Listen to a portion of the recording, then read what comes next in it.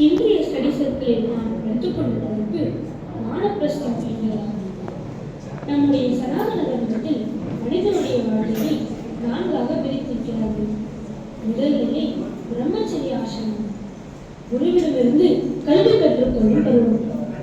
இரண்டாவது கிரகஸ்த ஆசிரமம், தனக்கு ஏற்ற தொழிலில் ஈடுபட்டு மனைவி மக்களுடன் வாழ்க்கையை அனுபவிக்கும் நிலை.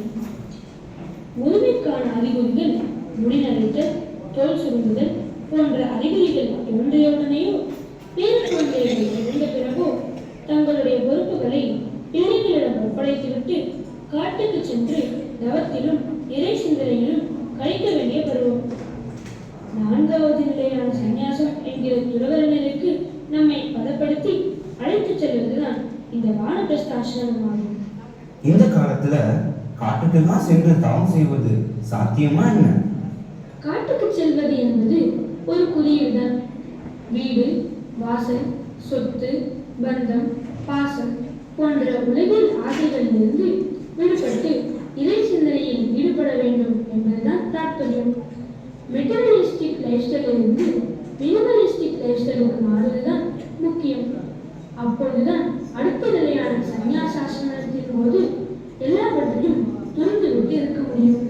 நாம பால்விகாஸ்ல குழந்தைகளுக்கு அம்மா அப்பாவை கடைசி வரை நன்றாக பார்த்து கொள்ளணும் என்றுதானே சொல்லிக் கொடுக்கிறோம். அப்படி சில குழந்தைகள் தொழில் காரணமாகவோ குடும்பத்தில் சில பிரச்சனைகள் காரணமாகவோ செய்யாத போது, அதாவது பெற்றோர்களை விட்டு செல்லும் போது அது பெற்றோர்களுக்கு வலியை தானே கொடுக்கிறது. அது சரிதான். சுவாமி வகுத்து கொடுத்த பாதையில் நாம் குழந்தைகளுக்கு அவர்களுக்கான தர்மத்தை சொல்லித் தருகிறோம். இப்போ நாம பார்க்கிறது பெற்றோர்களுக்கான தர்மம். குழந்தைகளோட பாசத்தில் மூழ்கி அவர்களோட வெற்றி தோல்வியில நாமும் பந்தப்பட்டு ஆன்மீக சாதனைகளிலிருந்து விலகி போய்விடக்கூடாது. அந்த காலேஜ் மாமேவ ஸ்மரன் முக்த்வா கலேவரம் எப்ரயாதி சமத்பாவம் யாதி நாஸ்தியத்ர சம்சயா என்று பகவத்கீதையில் சொல்லியிருப்பது போல நம்முடைய கடைசி நிமிஷத்துல கூட இறைவனையே நினைத்துக் கொண்டிருக்க நாம் அபியாசம் பண்ணிக்கொண்டே இருக்க வேண்டும். அதற்கு தயார் பண்ணத்தான் வானப்பிரஸ்தம். அதனால விதிவசத்தால நாம் நம் தொழில் நஷ்டப்பட்டாலோ, நம் குழந்தைகள் நம்மை விட்டு சென்று விட்டாலோ, அல்லது குழந்தைகளே இல்லாமல் இருந்தாலோ அதை blessing in disguise என்று எடுத்துக்கொள்ள வேண்டும். ஆன்மீக முன்னேற்றத்திற்கு அதை நாம் உபயோகப்படுத்திக் கொள்ள வேண்டும். ஆமா, சுவாமி கூட ஹரி அல்லது ஹரன் என்ற பெயர் பற்றி பேசும்போது ஹரதி இது ஹரஹ, நம்மிடம் உள்ள எல்லாவற்றையும் எடுத்துக்கொள்பவர் தான் ஹரி அல்லது ஹரன் என்று சொல்கிறார். எல்லா பற்றுதல்களில் இருந்தும் விடுபட்டால்தான் நம் கடவுளை அடைய முடியும் அல்லவா?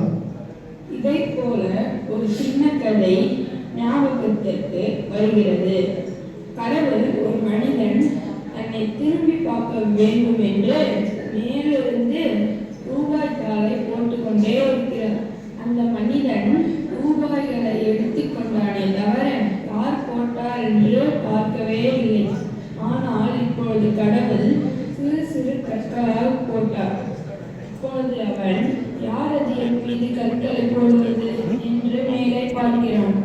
கஷ்டம் வரும்பொழுதுதான் கடவுளை திருகை கற்றுக் கொள்ளும் அல்லவா?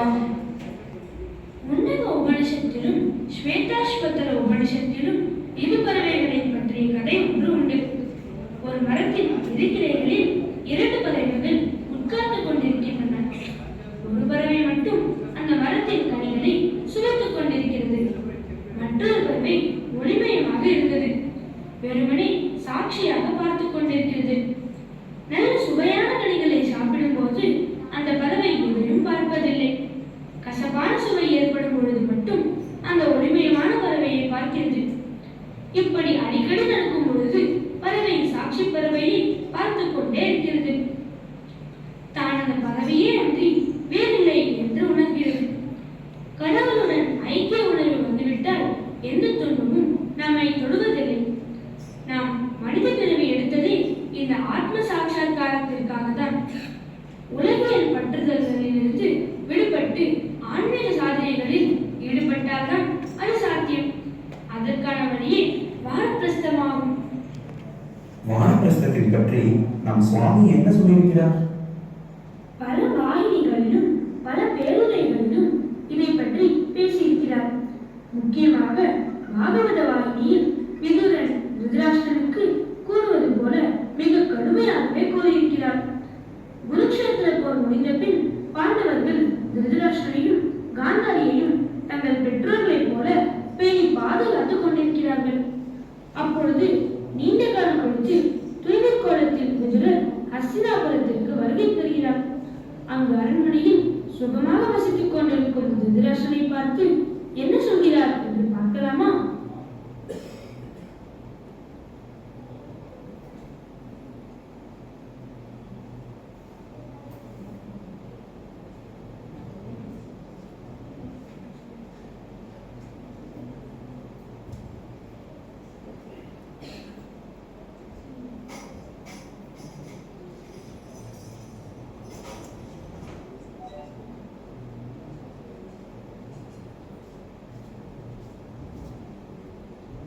பற்றற்ற வாழ்க்கையை கடைபிடித்து மனித வாழ்வின் உண்மையான லட்சியமான மோட்சத்தை அடைவதை விட்டுவிட்டு இன்றைய இன்பங்களுக்கு அடிமையாகி ராஜபோகங்களில் மிதந்து கிடக்கும் என் சகோதரரை பார்த்து வெட்கப்படுகிறேன். இப்படி தன் கடைசி சில வருடங்களை வீணடித்துக் கொண்டிருப்பதை பார்க்கும்போது மனம் பதைக்கிறது. அவரை நல்வழிப்படுத்துவது என் கடமை. இந்த இரவு நேரத்திலேயே அவரை சென்று பார்க்கிறேன்.